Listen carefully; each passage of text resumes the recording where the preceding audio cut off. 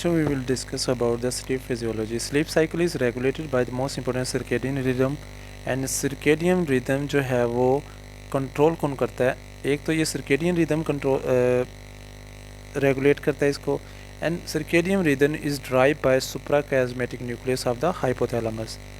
And circadian rhythm जो है वो क्या काम करता है? It's increase the nocturnal release of ACTH, prolactin, melatonin and norepinephrine, and means के ये सर्केडियन रिदम जो है वो at the night time ACTH, prolactin, melatonin और नॉरएपिनेफ्रिन जो है इसकी सिक्रीशन को ज़्यादा कर देगा, एंड दीज सुप्राकियास्मेटिक न्यूक्लियस जो है वो इंक्रीज करेगा नॉरएपिनेफ्रिन रिलीज को, which act on the pineal gland, and pineal gland जो है वो मेलाटोनिन को ज़्यादा कर देगा, एंड मेलाटोनिन जो है वो आगे हमारे सर्केडियन रिदम को कंट्रोल करता है, and suprachiasmatic nucleus is regulated by the environment. Like most important जो है वो आप अगर देखें तो सुप्राकियास्मेटिक न्यूक्लियस को लाइट कंट्रोल करती है, ठीक है, लाइट कंट्रोल करती है, and there are the 2 stages of sleep.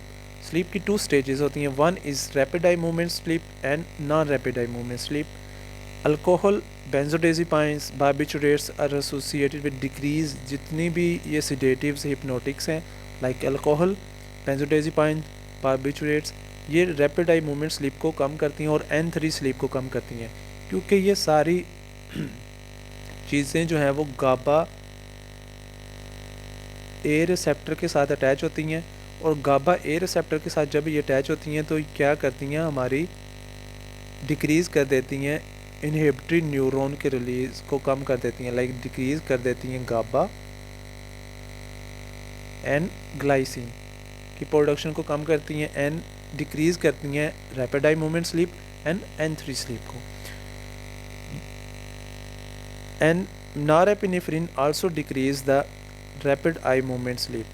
Benzodiazepine are useful for night terror and sleep walking के लिए इसलिए हम देते हैं क्योंकि ये मोस्ट कॉमनली हमारे पास जो नाइट टेरर और स्लीप वॉकिंग होती है वो डीप स्लीप में होती है, लाइक N3 स्लीप और रैपिड आई मूवमेंट स्लीप में होती है. इसलिए हम बेंजोडाइज़ेपाइन देते हैं ताकि जो है वो इस चीज़ से बचा जा सके, इस नाइट टेरर और स्लीप वॉकिंग जो है इससे बचा जा सके, क्योंकि ये रैपिड आई मूवमेंट और N3 स्लीप को कम करती हैं, उसकी लेटेंसी को कम करती हैं. नेक्स्ट अगर हम स्टेजेस देखें, different stages, sleep stages and percentage of the total sleep time in the young adults अगर हम देखें तो अवेक आई ओपनिंग में alerts, so it's alert and active mental status. तो मोस्ट इंपॉर्टेंट आपने याद रखना है इसमें जो वेव होगी EEG, electroencephalogram. EEG is electroencephalogram wave form जो होगी वो बीटा वेव होगी, और beta wave is a high frequency and low amplitude होगी, high frequency and low amplitude, like इस तरह जो है होगी वेव होगी, ठीक है. उसके बाद अवेक में जो है वो अल्फ़ा वेव होगी, and non rapid eye movement sleep जो है वो उसको डिवाइड किया गया. स्टेज 1 इज़ N1 5% होती है, mostly it's a light sleep, इसमें थीटा वेव होगी. आपने ये वेव्स इंपॉर्टेंट हैं, बहुत इंपॉर्टेंट. थीटा वेव किस में होती है, अल्फ़ा वेव किस में होती है, बीटा वेव किस में होती है, आपने याद रखना है. N2 इज़ अ 45% होती है, is a deeper sleep. When bruxism means जो है हमारे टूथ ग्राइंडिंग होती है, मोस्ट इंपॉर्टेंटली इसमें ब्रोक्सिज्म होता है, tooth grinding. It's a slip spindle and K complexes इसमें होते हैं.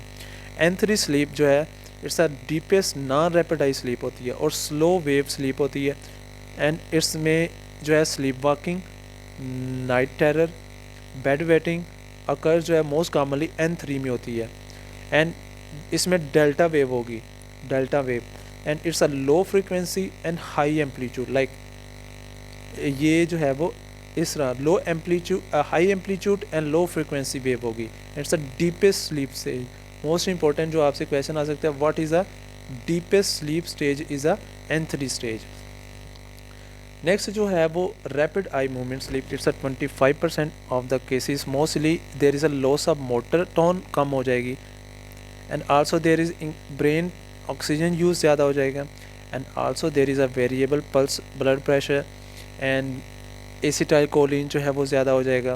एंड इसमें rapid eye movement is when dreaming, nightmare और penile and clitoral tumescence and major memory processing function होगा इसमें। एक्स्ट्रा ओकुलर मूवमेंट जो है due to activity of PRF is a para means कि इसमें एक्स्ट्रा ओकुलर मूवमेंट होती है जब हम रैपिड आई मूवमेंट स्लीप में होती है। क्यों होती है? क्योंकि ये सब due to paramedian pontine reticular formation which associated with the medial longitudinal fasciculus के साथ एसोसिएट होता है और कॉन्जुगेट केस सेंटर के साथ एसोसिएट होता है, तो जो कि एक्स्ट्रा ओकुलर मूवमेंट करता है। अकर इन एवरी 90 मिनट्स में। इसकी आप टाइमिंग देख लें and duration increase through out the night. 90 minutes होती हैं और ड्यूरेशन जो है वेरिएबल होती है। और इसमें जो है बीटा वेव्स होंगी। बीटा वेव्स 2 थिंग्स में होती है, अवेक आई ओपनिंग में and rapid eye movement sleep में जो है वो बीटा वेव्स होती हैं। चेंज इन एडल्ट्स में, अब आपने ये चेंजेस बहुत इंपॉर्टेंट है, ये आपने चेंजेस याद रखनी है। एडल्ट्स में क्या होता है?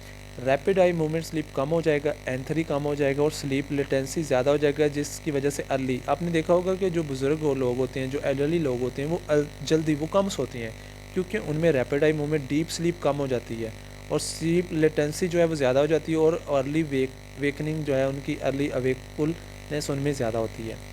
And in depression there is increase rapid eye movement and sleep time, rapid eye movement sleep latency कम हो जाएगी, N3 जो है डीपेस्ट स्लीप कम हो जाएगी एंड नाइट टाइम जो है वो repeated wakening early morning wakening जो है वो टर्मिनल इंसोम्निया इसको कहेंगे। Terminal insomnia most commonly depression के साथ एसोसिएट करता है।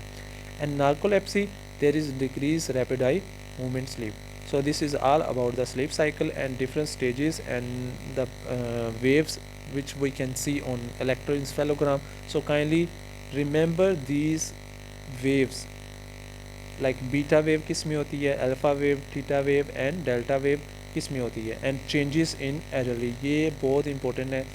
एडल्ट्स में क्या होता है, डिप्रेशन में क्या होता है एंड नार्कोलेप्सी में क्या होता है।